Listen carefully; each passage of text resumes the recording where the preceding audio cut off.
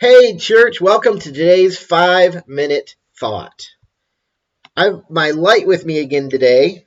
I used my light on Sunday to talk about where we shine our lights. Are we shining our lights at ourselves? Do we shine our lights at Jesus? Or do we shine our lights at others?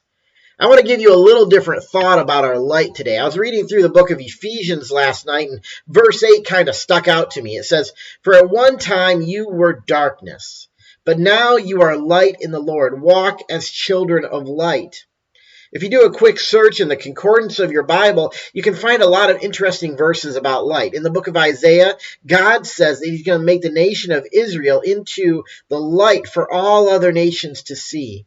In Matthew chapter 5, in the Sermon on the Mount, Jesus talking to his disciples, and he says, "You are the light of the world. A city on a hill cannot be hidden, nor do people light a lamp and put it under a basket, but on a stand, and it gives light to all in the house.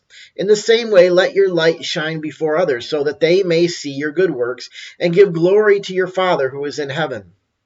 In the book of John, Jesus is called the light of men that shines in the darkness. As a matter of fact, Jesus calls himself the light of the world in John 8, verse 12.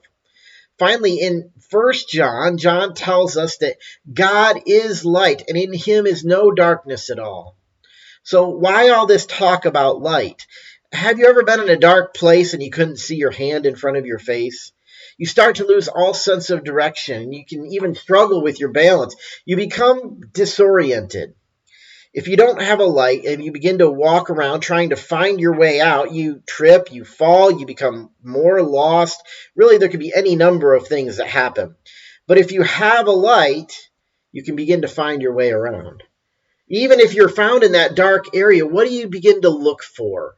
You look for light, because light gives us signs of hope and life. The Bible tells us that we were born into darkness. All of us were. But because of Jesus Christ, we have the opportunity to walk as children of light, as Paul said in Ephesians 5:8. Paul, later in Ephesians 5, verse 11, he says, "Take no part in the unfruitful works of darkness, but instead expose them." What does light do? It exposes. If we are in complete darkness, we are blinded to the things around us. Children of God are to walk as children of light. Where did we get this light? Well, we got the light from God. He is light. Paul says in verse 9 of chapter 5, "For the fruit of light is found in all that is good and right and true." So what does your fruit look like? What are you doing this week that is good? What are you doing this week that is right? What are you doing this week that is true? If we are walking as children of light, those walking in darkness will be exposed. What does that look like? Have you ever noticed somebody change your behavior around you because they find out you're a Christian? This happens to me sometimes. I'll be talking to somebody and they might say a word that they shouldn't, and then they ask me, "Well, what do you do for a living?" And I say, "Well, I'm a pastor."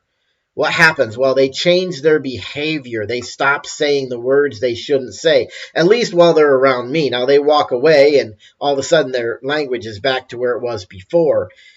But they recognize the darkness. They recognize the light. I was on a missions trip in Philadelphia, and Somerset and Kensington Avenue in Philadelphia is one of the darkest places I think I've ever walked on this earth.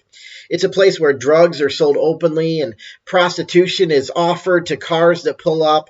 And even because of that lifestyle that's going on there are many who are homeless and struggling because they're addicted to drugs and they're trying to sell their bodies to make money. When a team of students I was with came to the corner of Kensington and Somerset, we just stopped and we prayed. We began to watch the drug dealers walk away. We began to see the cars not really wanting to pull up, afraid they would be exposed. We began talking and offering hope to homeless people there. We began to shine light on the corner of one of the darkest places in the country. You see, the light overpowered the darkness. Darkness cannot exist where there is light. It just can't happen. Being children of light starts, I think, in our home. In Jesus' illustration he gave back in Matthew chapter 5, he says people don't put a lamp under a basket, but on a stand, and it gives light to the whole house. Where would we shine our light first? I think we're supposed to shine our light in our homes first.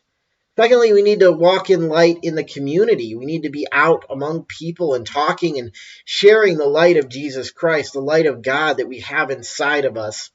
And beyond that, I think we need to shine the light in places maybe that have some dark spots, and that might be on social media. We have the opportunity to share our light and to be able to shine all around the world. So this week, let your light shine bright and be children of light. You can feel free to like, share, or comment below this. I hope you have a great week. God bless.